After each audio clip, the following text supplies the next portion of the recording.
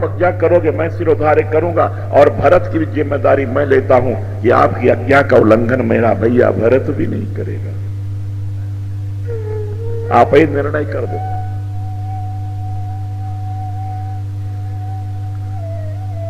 गुरुदेव निर्णय से बचना चाहते थे। भरत ने भी गुरुदेव पर थोप दिया। उन्होंने कहा महाराज गुरुदेव आप ही उपाय करो। राम जी ने भी निर्णय थोप दिया। वशिष्ठ जी ने कहा राम मुझे निर्णायक मत बनाओ।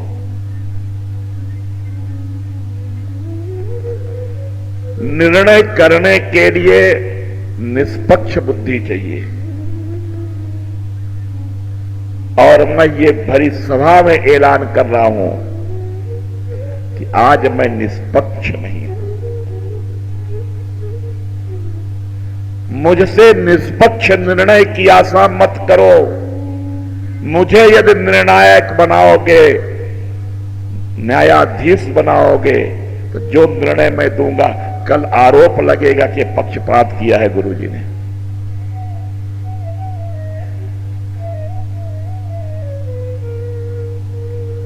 राम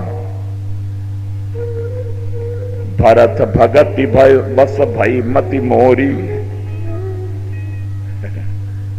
मेरी बुद्धि भरत की भक्त हो गई है। ताते कहो बहोरी बहोरी। भरत भगति बस भई मति मोरी। मेरी बुद्धि अपने होश आवाज में नहीं है। मैं बोलूंगा तो भरत के पक्ष में बोलूंगा। वो भरत जो चाहते हैं वही बोलूंगा आज मैं। इसलिए निर्णय नहीं होगा। ये तो ऐसे हुआ ना, कोई गवाह देने जाए न्यायालय में और न्यायाधीश ने कहा कि निष्पक्ष गवाही दो, और बोले हम तो इनके पक्ष में बोलेंगे, हम निष्पक्ष नहीं, हम सत्युक्त नहीं जानते, जो ये चाहते वही करेंगे, तो उसका गवाही मानी जाएगी क्या? गुरुदेव ने कहा मैं तो भरत जो चाहता है वो बोलूंगा, क्योंकि मेरे बुद्धि मेरे बस में नहीं है। ताते कहूं, एक बार नहीं बार बार घोषणा कर रहा हूं। ताते कहूं बहोरी बहोरी। भरत भगत बस भई मति मोरी। इसलिए राम मुझे निर्णायक मत बनाओ। बस गुरुदेव ने कहा राम तुम ही निर्णय करो, और मुझे भरोसा है जो तुम निर्णय करोगे वो भरत को मान्य हो जाएगा। तो राम जी ने कहा, राम जी बोले गुरुदेव आप तो जानते हैं कि पिताजी ने मुझे वन दिया है, भरत को राज्य दिया है।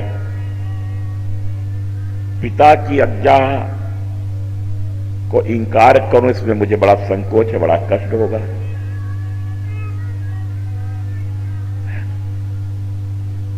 इसलिए मैं यहां आया हूं, लेकिन पिता से भी ज्यादा संकोच मुझे भरत का है।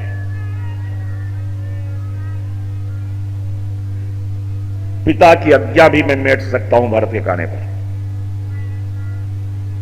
इसलिए सारा निर्णय भरत पर छोड़ता हूं मैं। सबके सामने मैं घोषणा कर रहा हूं कि भरत कहे सोई किए भलाई, अस कही राम रहे अरगाई। आज भरत जो कहेगा मैं वही करूंगा, इसमें कोई संदेह नहीं है। भरत कहे तो मैं अभी पिता की आज्ञा का भी उल्लंघन करके अयोध्या चल सकता हूं। भरत कहे तो मैं बन जाऊं। या भरत को जिसमें प्रसन्नता हो, भरत है ना, भरत को जिसमें प्रसन्नता हो वही करे। मैं वो सब मानने को तैयार हूं,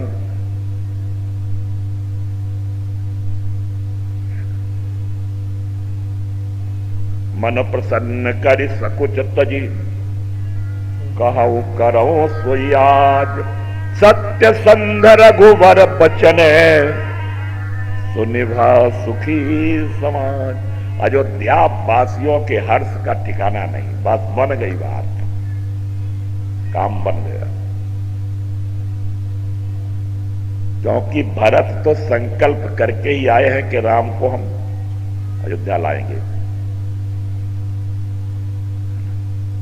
मिटहि कुरोग राम फिर आए। राम अयोध्या लौट आए तो सारी समस्याओं का समाधान है। और राम ने समर्पण कर दिया कि भरत जो कहेंगे वही करेंगे। इसलिए अब तो भरत को कहने की देरी है कि महाराज चलो। और महाराज ये अयोध्या वासियों में तो हर्ष और देवताओं में धुकधुकी लग गई। हाय हाय, ये क्या हो गया, बना बनाया काम गड़बड़ हुआ। राम जी ने ऐसा काहे कहा दिया भाई। सब देवता लगे परेशान होने, अब क्या करो। हाय हाय, गुरु जी के पास गए, कुछ उपाय तो करो, तो जल्दी करो। ये भरत बोला, उसके पहले भरत की बुद्धि घुमाओ।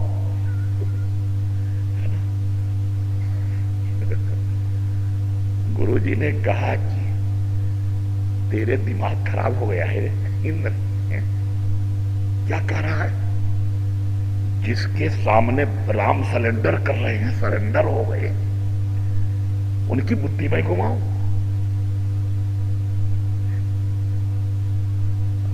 सीतापति सेवक सेवकाई, कामधेनु सय सरिस सुहाई। देखो देवपति भरत प्रभाऊ, सहज सुहाय विवश रघुराऊ। जिन भरत के सामने राम विवश हो गए हैं, उनकी बुद्धि घुमाने का है। अब तो भरत की ही शरण में तू ही जा, और कल्याण नहीं है। चुपचाप भरत उठ के खड़े हुए। गुरुदेव ने आज बहुत आदर दिया, भगवान ने, मेरे प्रभु ने जब बड़ा आदर दिया, मुझे बोलने को कहा है। प्रभु, मुझे आपने कहा ना कि जिसमें मुझे प्रसन्नता हो यो बोलूं। ये वो कौन बात कर रहा है, उनको ही मना करो।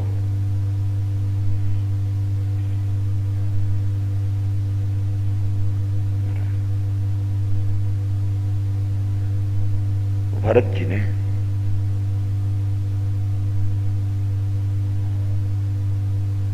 बड़े गौर से सुनना।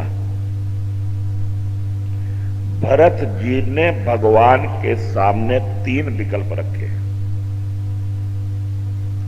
3 ऑप्शन रखे। बोले 3 में जो आपको प्रसन्न हो यो स्वीकार करूंगा। ध्यान देना, भगवान ने कहा भरत जो कहेगा वही हम करेंगे। तो भरत ने 3 प्रस्ताव रखे, 3 विकल्प रखे, राम के सामने 3 ऑप्शंस रखे कि 3 में जो आपको पसंद हो।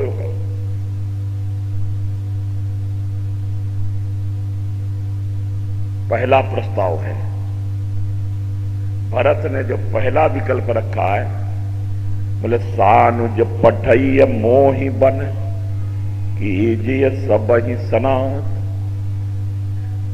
मेरे पहला प्रस्ताव ये है कि मैं और शत्रुघ्न बन चला जाऊं और आप तीनों अयोध्या लौट करके लोगों को सनात करो।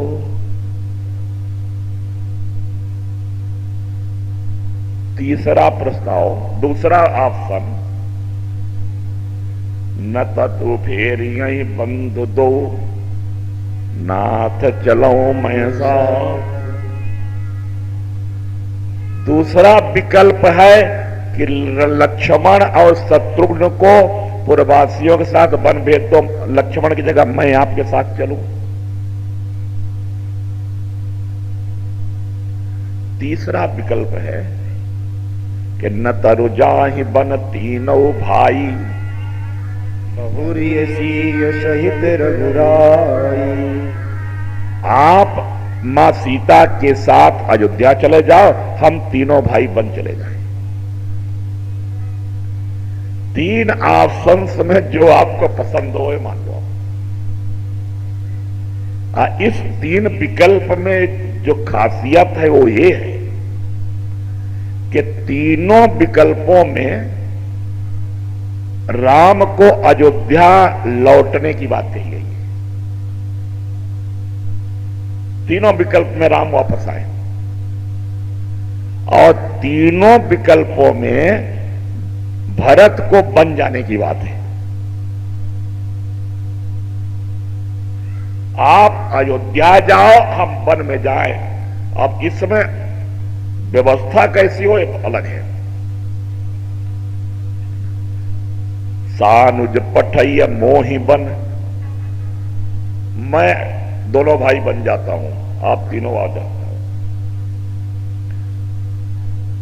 या आपके साथ मैं बन चलूं, लक्ष्मण जी वापस चले जाए।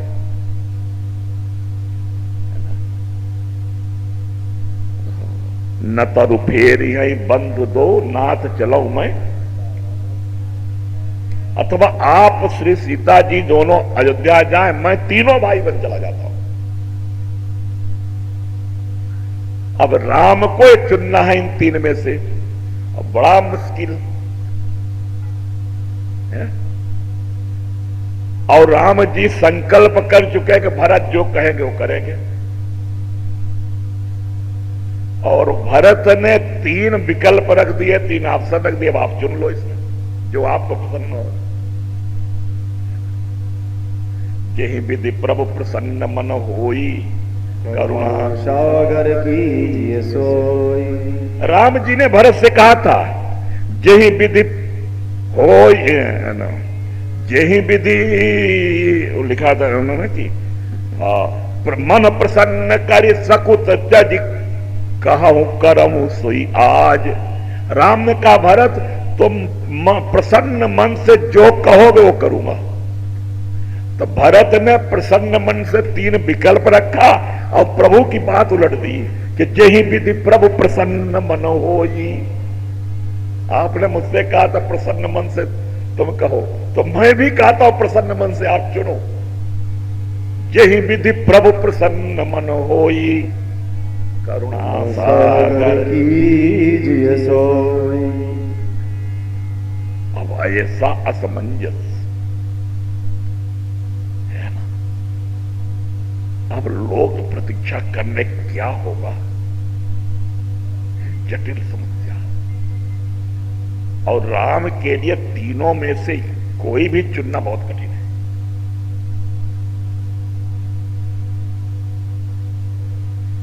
उसी समय एक घटना घट गई है। जनक के दूत आ गए। ये भगवान जो लीला बड़ी विचित्र है ना। भगवान जब फंस गए तब कैसे हुआ है। तो उसी समय जनक के दूतों ने आके प्रणाम किया, गुरुदेव ने बुलाया, क्या हुआ सके, बोले महाराज जनक आ रहे हैं। तब जब गुरु जी ने कहा कि डिजाल रखी जाती है, आज की सभा, आज का न्यायालय यहीं पर बंद। अब भरत का चलो जनक का स्वागत करने चलो। तो ले और निर्णय होते होते रह गया। अब तो सब महाराजों सभा उचट गई।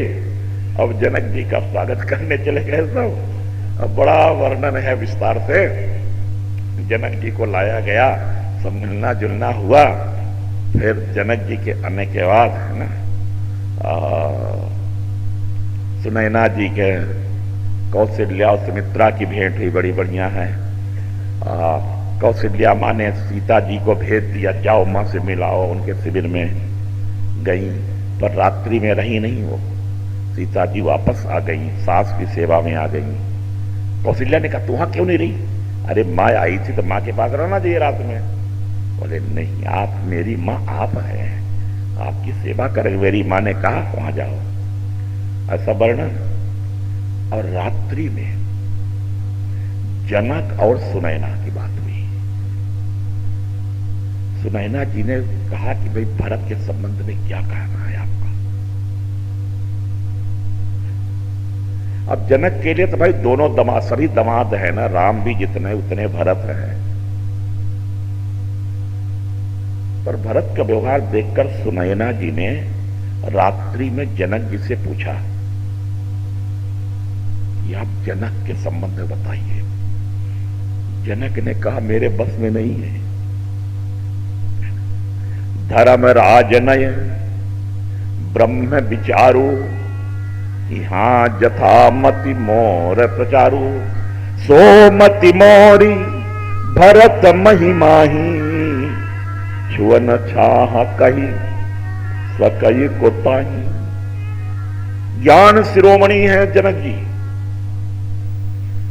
सुनैना जी से कहा रानी, धर्म के संबंध में, शास्त्रों के संबंध में, ब्रह्म चिंतन वेदांत के संबंध में मुझसे जो पूछे सबका उत्तर दे सकता हूं। यहां मेरा अथॉरिटी है, प्रामाणिकता के साथ कह सकता हूं। यहां जथा मति मोर प्रचारू, मेरी बुद्धि की पहुंच सब जगह है, लेकिन वो बुद्धि सोमति मोरी भरत महिमाही छुअन छा,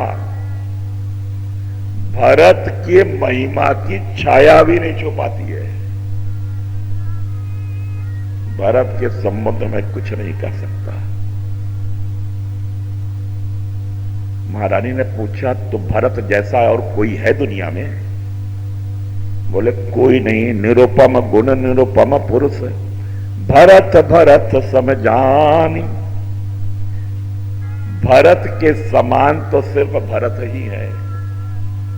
एक ज्ञानी का वक्तव्य है, भरत जैसा कोई नहीं। तो महारानी ने कहा तो इसका मतलब है कि भरत की महिमा का पता किसी को नहीं है।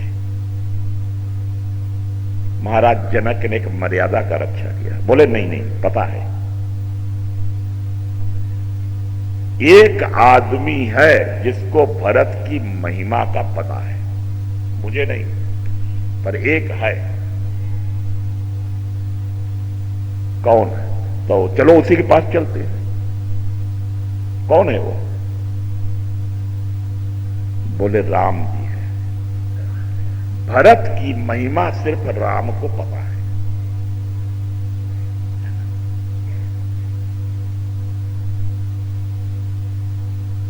और कोई को? भाई देखो भाई, अब भाई ज्ञानी न जाने तो ठीक है, पर ब्रह्म भी न जाने तो ये तो गलत हो जाएगा। उन्होंने कहा राम जी को पता है। सुनैना जी ने कहा तो चलो ना, उन्हीं से पूछते हैं भरत की महिमा। जनक जी ने कहा नहीं, वहां जाना बेकार है। क्यों? अरे वो तो अपने दमादे हैं ना, अपने को तो बता ही देंगे। बोले बात नहीं, बता तो देंगे, पर जब बता सके तब तो। जान ही राम न सकई, राम जानते तो हैं लेकिन बता नहीं सकते हैं। राम समर्थ है पर उनकी वाणी असमर्थ है। स्वाद को कोई जान तो सकता है पर कह नहीं सकता। भरत महा महिमा सुनु रानी, जान ही राम न सकहीं बखानी। राम जानते हैं लेकिन कह नहीं सकते हैं। फिर बोले बस भरत को देखते रहो। रात्रि व्यतीत हुई।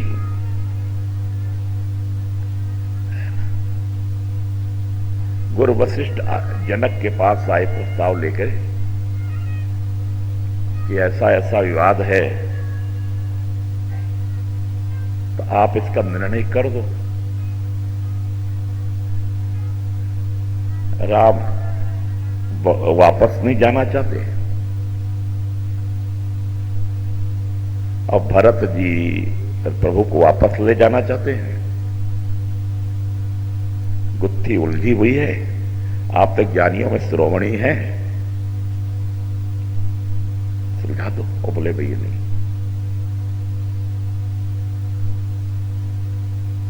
गुरु जी ने कहा जरा सोच विचार लो कैसे सुलझाया जाएगा, हम भी विचार करते हैं। अब आज अभी मीटिंग बुलाते हैं, सभा आज निर्णय हो जाना चाहिए।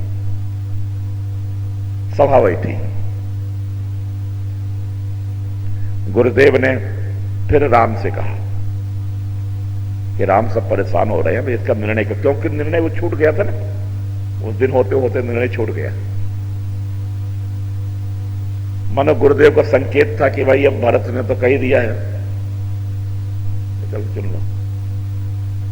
पर आज एक और नए मेहमान आ गए, ज्ञानी सामान्य व्यक्ति ने, बहुत बड़ी हस्ती आ गई है।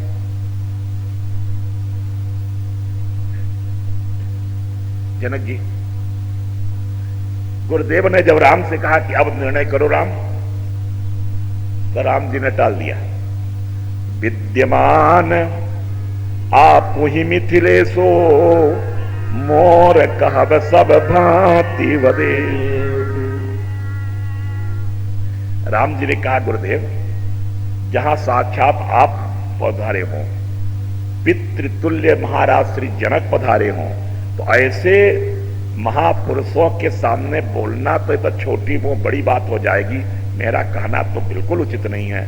आप दोनों पूज्य हैं, आदरणीय हैं, आप जो निर्णय कर देंगे दोनों मिलकर के, हम दोनों भाई मान जाएंगे। आप लोग कर दो निर्णय। तो वशिष्ठ जी जनक की ओर देखने लगे। जनक जी ने कहा, मैं ये दो भाइयों की झगड़े में नहीं पड़ता। मैं यहां कहां से गया, मुझे पता होता तो मानते ही नहीं। महाराज गुरु जी आप ही जानो, आप जानो, आपका चेला जाने, हम नहीं जानते। किनारा काट गए नहीं, बोले हमारे बस को नहीं। और किसके पक्ष में बोले, हमारी बुद्धि काम नहीं कर रही, आप जानो। अब गुरु जी के माथे पर, अब गुरु जी फिर परेशान। ये हम टालना चाहते, फिर आ जाता है। गुरु जी ने फिर वही कहा, भाई मैं नहीं कर पाऊंगा। राम, तुम ये दोनों भाई निर्णय कर लो भाई।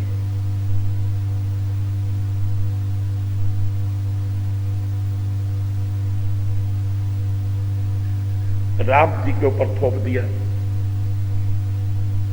राम भरत को देखने लगे। आज राम जी बोले कुछ नहीं, सिर्फ भरत, सब राम को देख रहे थे कि राम बोलेंगे कुछ। राम भरत को देख रहे थे, मनो मन ही मन कर रहे थे, भैया तू ही कुछ बात है ना। ये हमसे बड़े लोग तो देख रहे हो किनारा काट गए दोनों, अब तू चल, हमसे छोटा है तो तू ही पाल लगा। भरत ने देखा कि मेरे प्रभु बड़े संकोच में हैं, इन आदरणीय पूज्य जनों की उपस्थिति में कुछ कहना उचित नहीं समझते हैं। तो भरत बोले, मैं बोलता। उठ के खड़े हो गए और मनो मन में कहा कि प्रभु निर्णय तो आपको करना है, और वही हम सबके लिए मान्य होगा। जीव चाहे जितना आग्रह करे, जितना प्लान बनाए, जितना चाहे संकल्प करे, पर होता वही है जो आप चाहते हैं। माना हमने कुछ बनाया है प्लान, हमारी योजना है, हम आग्रह लेकर के आए हैं।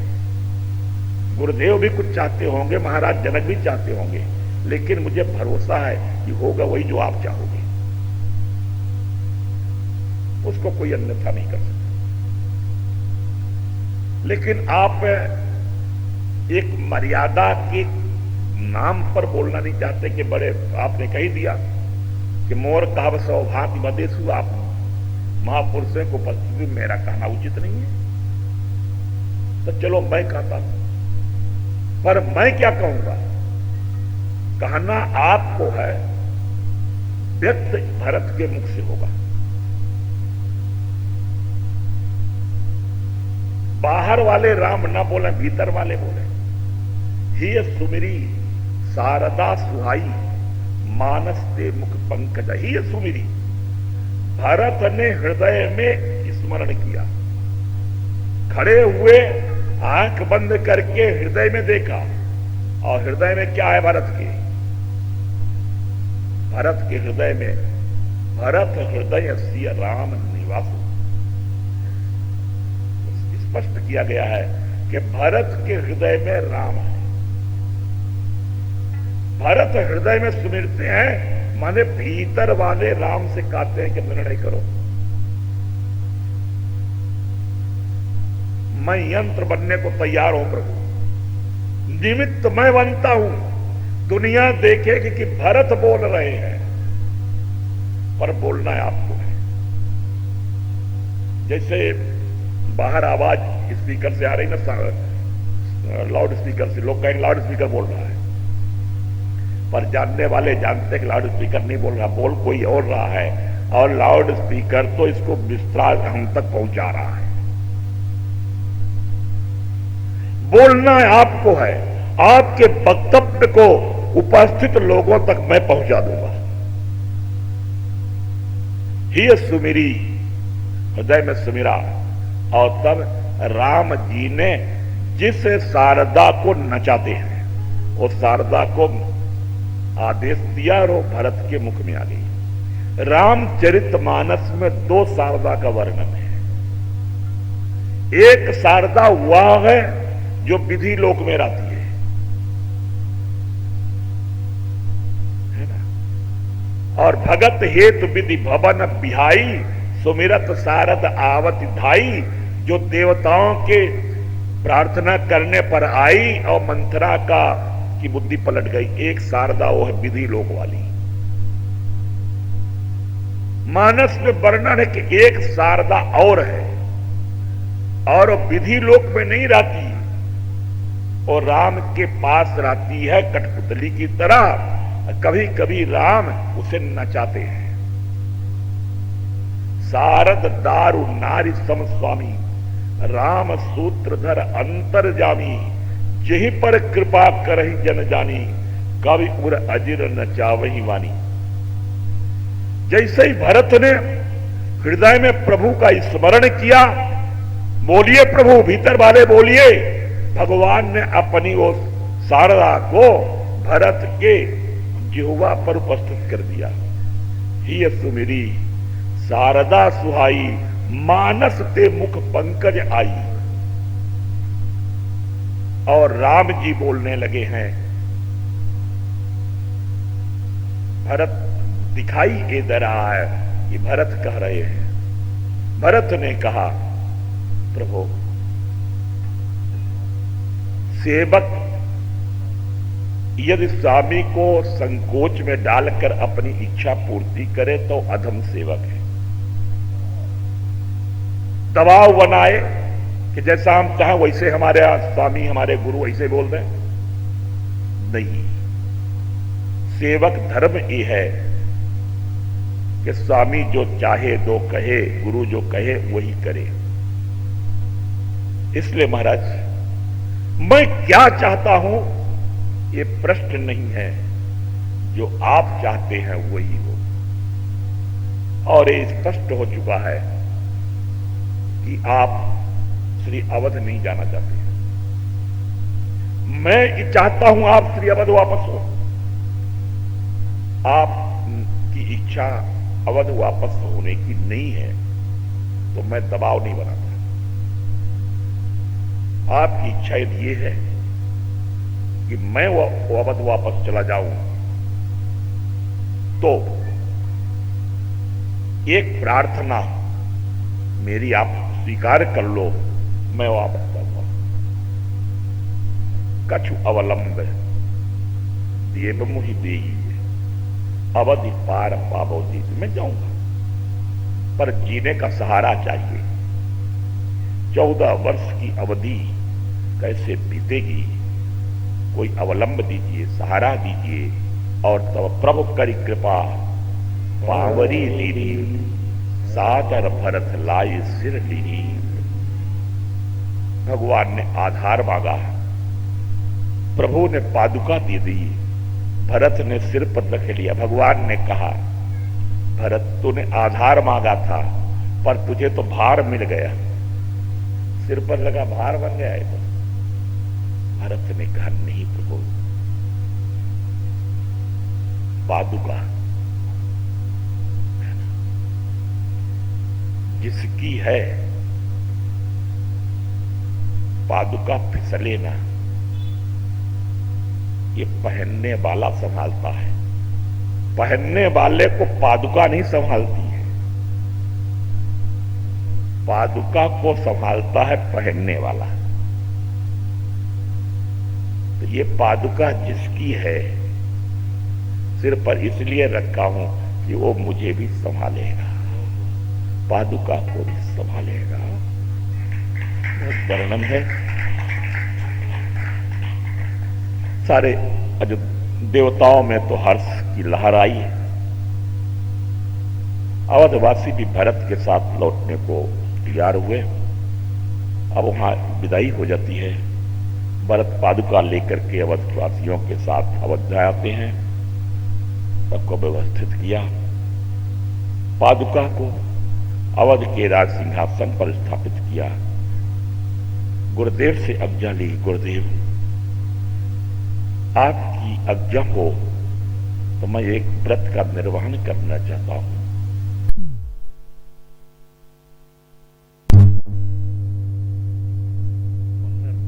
मतभेद भी है, विवाद भी है, पर तुम समस्त शास्त्रों की निर्विवाद टीका हो। शास्त्रों में जब भी मुझे संशय होगा उसका अर्थ तुम्हारे जीवन में खोजूंगा भरत। समुझब कहब करब तुम जोई, धर्म सार जग हुई सोई। इसलिए तुम जो चाहो वो करो भरत। मेरा आशीर्वाद, मेरा समर्थन। अनुमति लेकर के भरत जी नंदीगांव में आकर के एक कुटीर बना के तप करने लगे हैं। भगवान राम वन में तप कर रहे, भरत अयोध्या में तप कर रहे हैं। दो दिश देख कहत सब लोगू, सब विधि भरत सराहन जोगू। जब भरत और राम की तुलना करते हैं लोग तो कहते हैं राम वन में रह के भी बस गए हैं। राम लखन सिय कानन बसही, तपही नहीं बसही। बसही इसलिए कि दो दो सेवक रहे वहां, सुपास है। राम कहने को तो वन में है लेकिन वन में भी आवाज है। राम लखन सिय कानन बसही, लेकिन भरत भवन बसी तन तप कसई। राम बस गए हैं, भरत तप रहे हैं अयोध्या में भी रहकर, भवन में रह करके ये तपस्वी है। इसलिए दो दिश देखी कहत सब लोगू, सब विधि भरत सराहन। नित्य पूजत प्रभु पावरी, प्रीति न हृदय समात। माग माग आयस करत, राजकाज बहुधार। अब आज का विश्राम नहीं होगा। कल अब भगवान को वन में ज्यादा अपन नहीं रखते हैं, तो कल सब सारी लीला हो जाए। कल राम का राज्याभिषेक पर समापन होगा। और कैसे वो जरूर सुने संक्षेप में सारी कथा कैसे पूरी होती है ना। कुछ सूचनाएं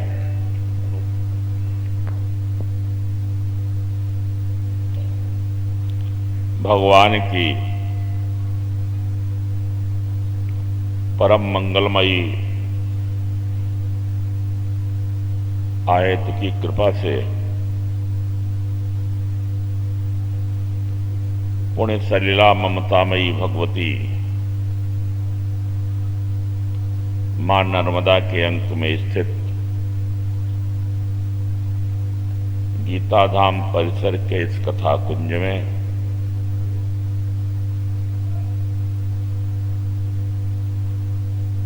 श्री ठाकुर प्रसाद जी उपाध्याय के पावन संकल्प से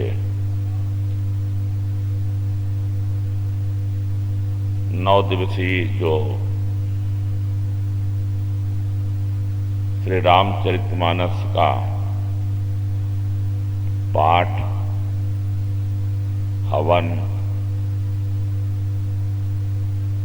और कथा का अनुष्ठान प्रारंभ हुआ था, निर्विघ्न संपन्नता की ओर है।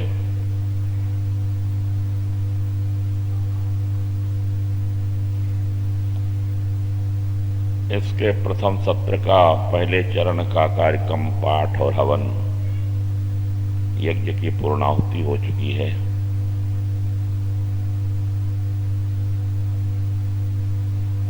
कुछ समय के बाद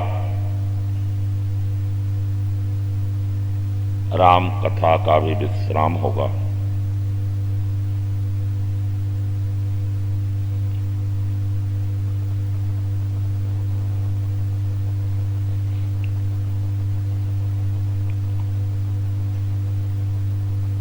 श्रीमती राधा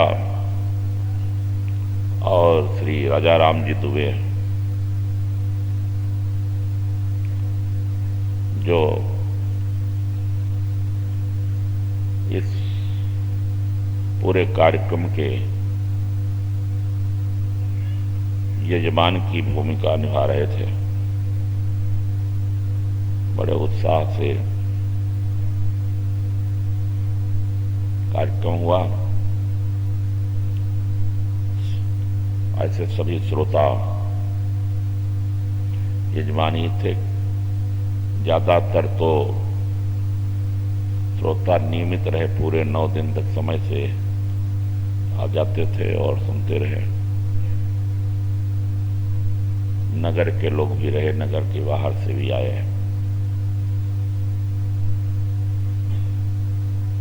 प्रतापगढ़ से हमारे हरिश्चंद्र जी ओझा जी आए, रीवा से श्रीमती कमला तिवारी जी,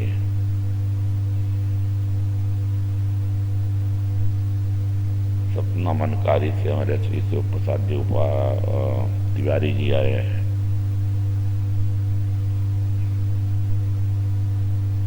बहुत से लोग बीच बीच में आकर के चले गए। ग्रामीणांचलों से भी बहुत से लोग आए। रीवा से श्री हमारे दुबे जी, वो तो जहां भी कार्यक्रम होता है, कथा होती है, ये लखनलाल जी दुबे पहुंच जाते हैं। बहुत से साधु संत भी समय समय पर रहे। सबने कथा श्रवण में बड़ा सहयोग दिया, बड़ी शांति व्यवस्था रही माताओं की, देवियों की।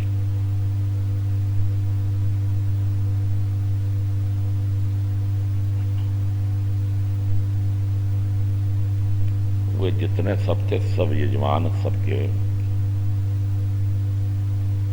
उज्जवल भविष्य की पावन प्रसन्नता का प्रार्थना में भगवान से करता हूं। डॉक्टर रमेश मसेड़िया जी भी जहां भी कथा होती है सुनते हैं, रहते हैं और वो कथा को लिपिबद्ध करके समाचार माध्यमों को भी देते हैं, जिससे जो लोग उपस्थित नहीं होते वहीं से पढ़ लेते हैं, सूचना मिलती है। सावित्री उपाध्याय, शकुन तिवारी एवं प्रभात तिवारी जी,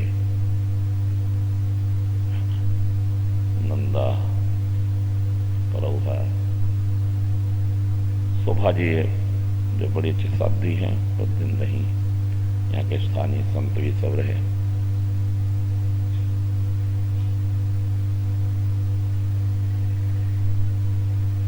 आठ दिनों में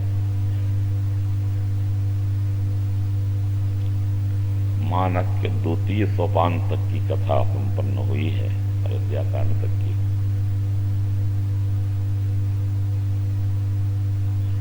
आज तुंडी रामायण का अवलंब लेकर के कथा को पूरा करेंगे हम। फिर कभी अवसर मिलेगा, फिर हम लोग कथा सुनेंगे। राम कथा कभी हो पाती है, राम भागवत की तो प्राय होती रहती है। गुरु पूर्णिमा में यहाँ और जन्माष्टमी में नरसिंह मंदिर में यहाँ नियमित है दो कथाएं, तो और भी अतिरिक्त होती हैं, शहर में भी बाहर भी प्राय राम कथा कम होती है। आदरणीय उपाध्याय जी का संकल्प थे, एक दो बार तो उन्होंने बहुत पहले भी कहा था कि कथा करना है, ऐसा करना है, ऐसा ऐसा ही पूरी योजना हवन की इसकी उन्हीं की है। और स्वामी नरसिंह दास जी उनके सहयोगी रहे, उन्होंने जैसा कहा दोनों ने मिलकर के सब रूपरेखा बनाई है। अब इस बार एक माह पहले ही उन्होंने कहा कि करना है, समय दो तारीख, तो यहीं बैठे बैठे हमने हो गया भगवान। और निश्चित तो यह है कि जोग लगन ग्रहवार तिथि जब भगवान की कृपा होती तभी अनुकूल होते हैं। पंचांग अनुकूल होता है तब कार्य संपन्न होता है। कोई भी शुभ कार्य के लिए पंचांग अनुकूलता जरूरी है। जोग लगन ग्रहवार तिथि, ये 5 अनुकूल हुए तो कार्य संपन्न हो जाता है। क्या ये आज समाज शैली का आश्रय लेकर के समय सीमा के अंतर्गत ही कथा को पूरा करने का यत्न करेंगे।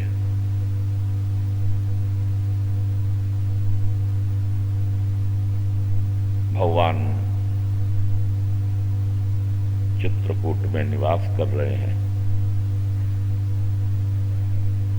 उनसे मिलने के लिए भरत जी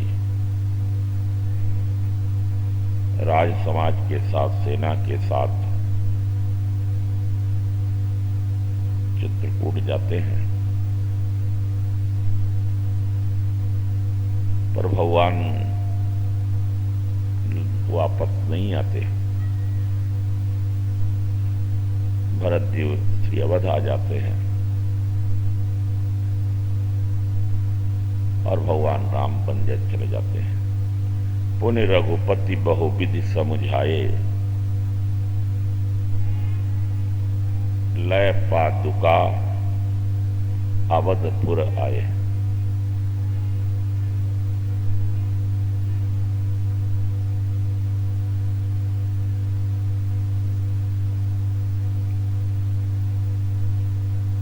यह भी सत्य है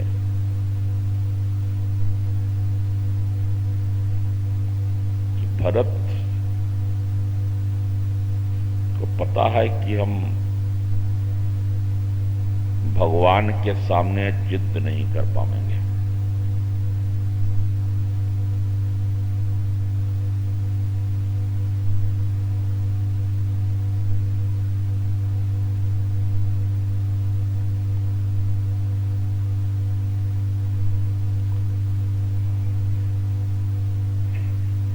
और उनको शायद अनुमान भी होगा भगवान नहीं लौटेंगे।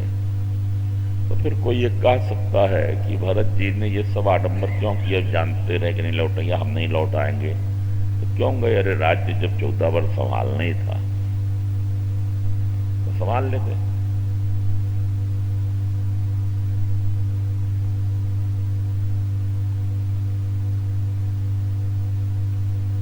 पर वे पहले यदि राज्य संभाल लेते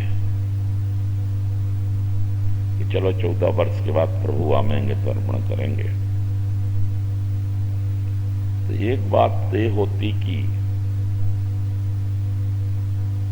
उसमें मंथरा और कैकेयी की योजना सफल हो गई होती, वो सफल हो गए होते अपने कार्यों में।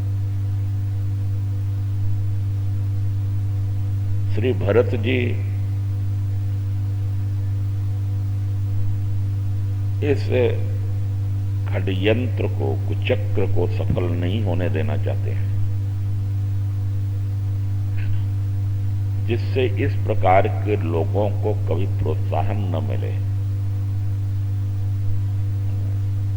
और ऐसी गलती समाज में लोग फिर न करें।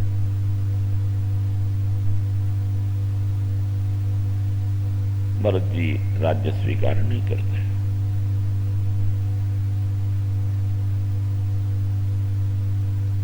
दूसरी बात है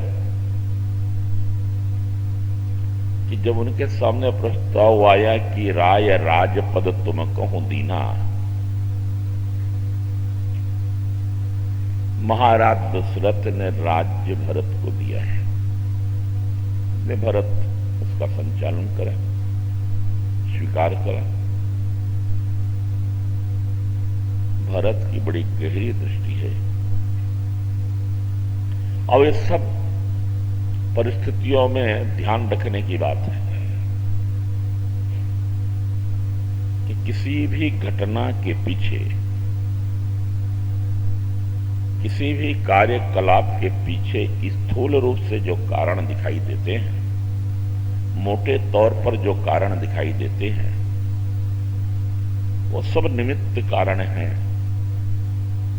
वास्तविक कारण नहीं है, मूल कारण नहीं है।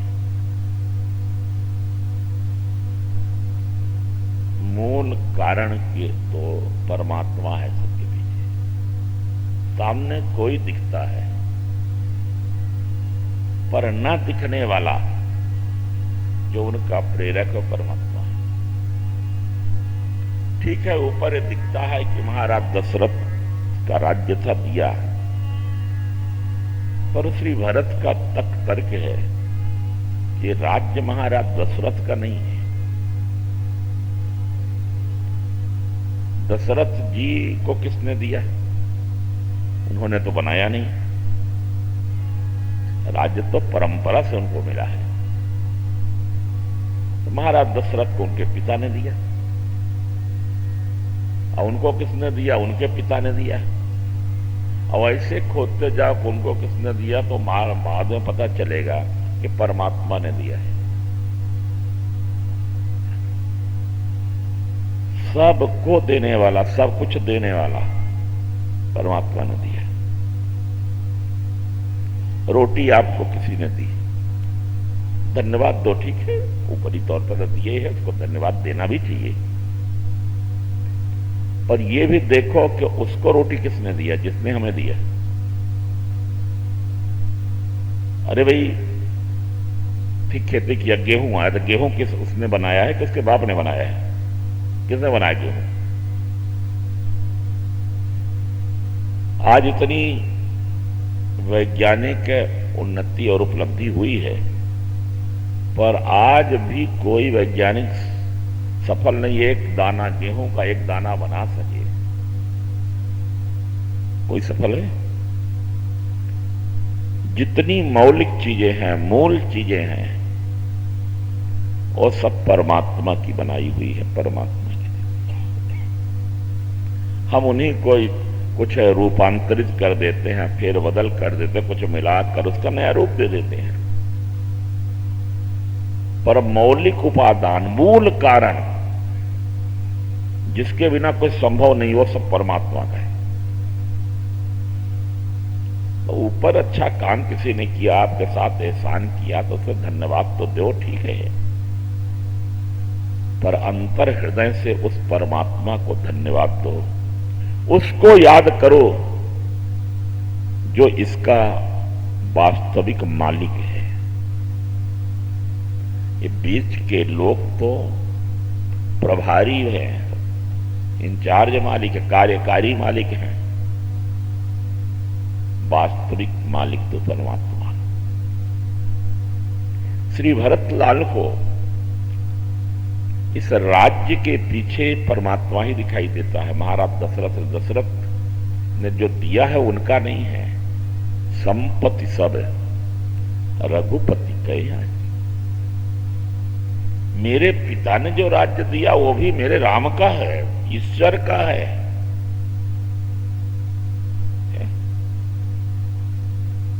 ईश्वर ने दिया था मेरे पिता को किसी निमित्त से, तो उसकी चीज उसको अर्पण करना चाहिए। ठीक है, मेरे पिता उसको अर्पण नहीं कर पाए, उन्होंने मुझे सौंपा है तो मैं ये राज्य ले जाकर प्रभु के चरणों में अर्पण कर दूंगा। ये प्रभु का राज्य है। प्रभु आप ऐसा कैसे मानते हो मुझे राजा दिया? आप तो सदा के राजा है ना, स्वयं राजा है। तो दियम वस्तु गोविंदम तुभ्यमेव समर्पये की भावना से प्रेरित होकर के श्री अवध का वो राज्य जो पिता के निमित्त से उनको मिला था, वे श्री राम को जो वास्तविक में उसके उत्तराधिकारी हैं, मालिक हैं, उनको अर्पण करना चाहते हैं। वो अर्पण किया, फिर भगवान ने दिया तो वो प्रसाद बन गया, फिर भरत को सौंपा।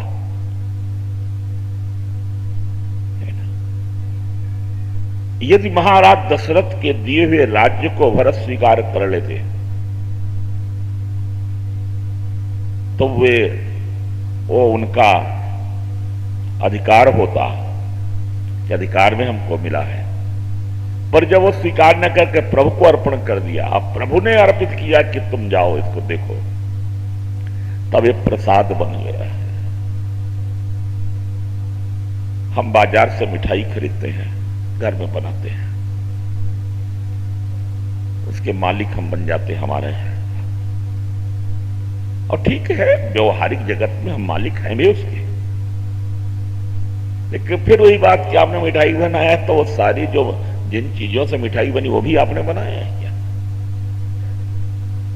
मीठा बना गन्ना से गन्ना भी आपने बनाया है क्या? जो उपादान कारण है उसके, जिसके बिना ये वस्तु का बनना संभव नहीं, वो मूल में परमात्मा की है, उसकी बनाई हुई, इंसान की बनाई हुई नहीं है।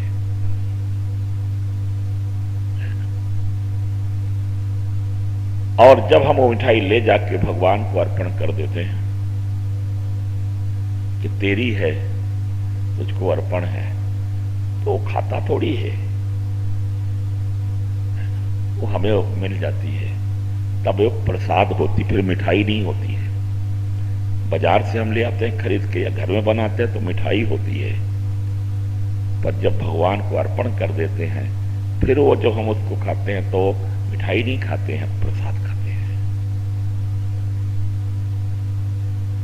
और प्रसाद खाने से प्रसादे सर्व दुखानाम हानि रस्योपजायते, प्रसादस्तु प्रसन्नता, प्रसाद खाने से प्रसन्नता मिलती है, जीवन में आरोग्यता मिलती है। मिठाई भोग मान के उसको खाओगे तो रोग होगा, प्रसाद मान के खाओगे तो प्रसन्नता मिलेगी।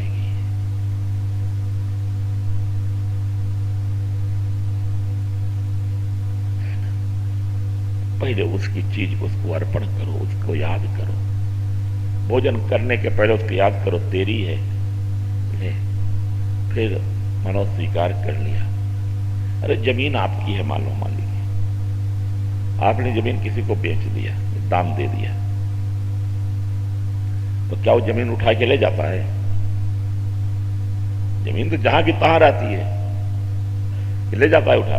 मकान आपने बेच दिया किसी को, तो क्या मकान अपने घर उठा के ले जाए कि अब ले जाएगा मकान? नहीं, मकान या जमीन अपने जगह रहेंगे, नाम बदल गया, नामांतरण हो गया है। वस्तु का रूपांतरण नहीं होता है, स्वामित्व का नामांतरण होता है। इस जमीन के मालिक कल तक हम थे, रिकॉर्ड में मालिकाना के खाने में हमारा नाम लिखा था, हमने उन्हें दे दिया, बेच दिया, तो अब वहां नाम उनका लग गया। यही हुआ ना, स्वामित्व का नाम बदला है, वस्तु नहीं बदली है। बस भगवान के अर्पण का मतलब जिसके हम अभी तक मालिक बने थे कि मेरी है, अब मेरी के जगह तेरी कर दी, अब तू है इसका। वस्तु वही है, वहीं रहेगी, पदार्थ वहीं रहेगा, नामांतरण हो गया, मम के जगह तम हो गया, मेरे के जगह तेरा हो गया। भरत ने अब जो स्वीकार किया राज्य, वो प्रभु के प्रसाद मान के ले आए हैं, है ना। और श्री अवध के सिंहासन पर पादुका को स्थापित करके पूजा करते हैं, प्रणाम करते हैं, उसी के आज्ञानुसार राज्य का संचालन करते हैं। पुण्य रघुपति बहुविध समुझाए,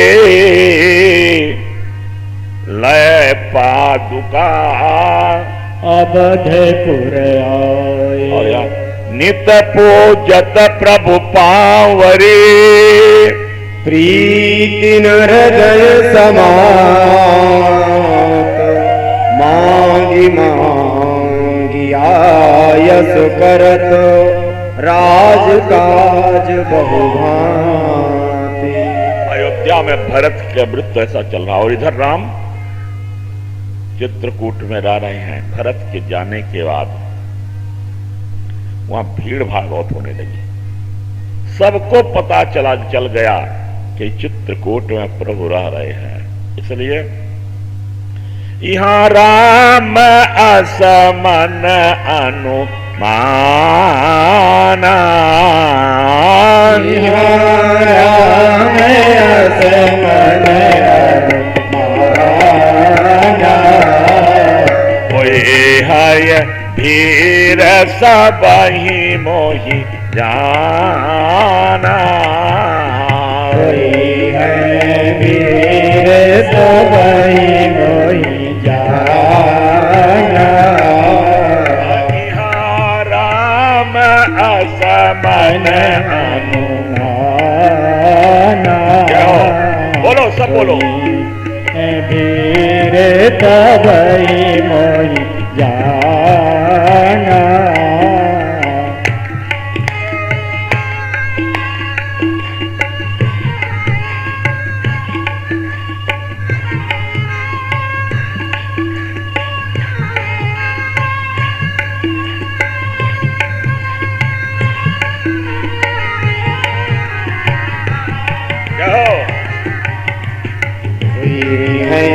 वीर सबहि मोहि जाना, वीर सबहि मोहि जाना।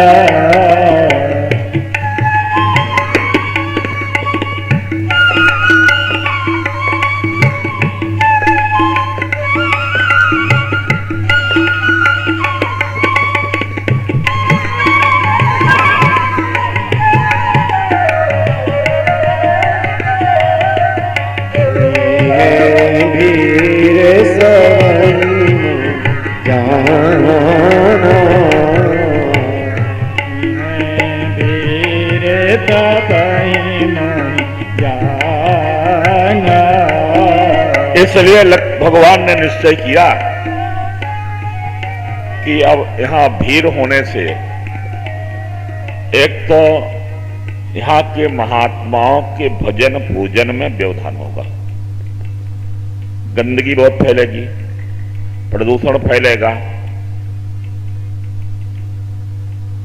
इसलिए अच्छा है कि अब हम इस वन को त्याग कर दें।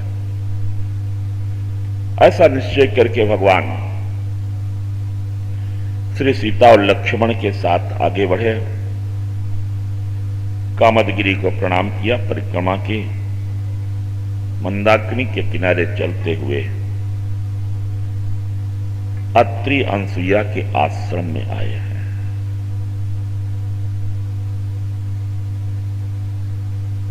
अनसुईया जी ने ही तपस्या करके मंदाकिनी को यहां ले आया था। सुरसरी नाम धार नाम मंदाकिनी, यह गंगा की एक धारा है। यहां जल का अभाव था, चित्रकूट में कहीं जल नहीं था, महर्षि तप कर रहे थे। भगवती अनसुईया जी ने पातिव्रत बल के प्रभाव से गंगा का आवाहन किया और गंगा मंदाकिनी बनकर चित्रकूट में प्रकट हो गई थी। आज भगवान वहां पहुंचे, अत्रि जी को प्रणाम किया, अनसुईया जी को प्रणाम किया। अनसुईया जी सीता जी को भीतर ले जाती हैं, पातिव्रत धर्म का उपदेश करती हैं और मां अनसुईया ने भगवती सीता को दिव्य बसन भूषण पहनाए। दिव्य वस्त्र, क्योंकि अब 14 वर्ष रहना है इनको। अब कपड़े कहां मिलेंगे जंगल में, फिर धोने आदि की, तो ऐसे दिव्य वस्त्र अनसुईया जी ने दिया जो नित नूतन अमल सुहाए, जो सदा नए बने रहते थे और कभी गंदे नहीं होते थे। ऐसी साड़ी, ऐसे वस्त्र नित्य उपयोग वाले जानकी जी को अनसुईया ने दिया, इसलिए उनको कभी वस्त्र खरीदने की जरूरत नहीं पड़ी, कभी उनके वस्त्र फटे नहीं, कभी गंदे नहीं हुए। जे नित नूतन अमल सुहाए।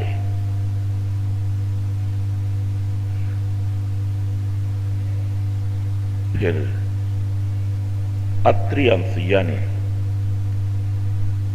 भगवान का पूजन किया, सम्मान किया और बड़ी बढ़िया स्तुति, बहुत अच्छी स्तुति है, दिव्य स्तुतियों में से है।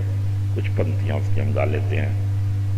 नमामि भक्त वत्सलम कृपालशील कोमलम, नमामि भक्त वत्सलम कृपालशील कोमलम, भजामि ते पदाम्बुजं कामिना सदा भजामि ते पदाम्बुजं निकाम श्याम सुंदरं भवामुनाथ मंदरं, निकाम श्याम सुंदरं भवाम्बुनाथ मंदरं, प्रफुल्ल कंजलोचनं मदादिदोषमोचनं, प्रफुल्ल कंजलोचनं मदादिदोषमोचनं, प्रलम्ब बाहुविक्रमं प्रभो प्रमेय वैभवं,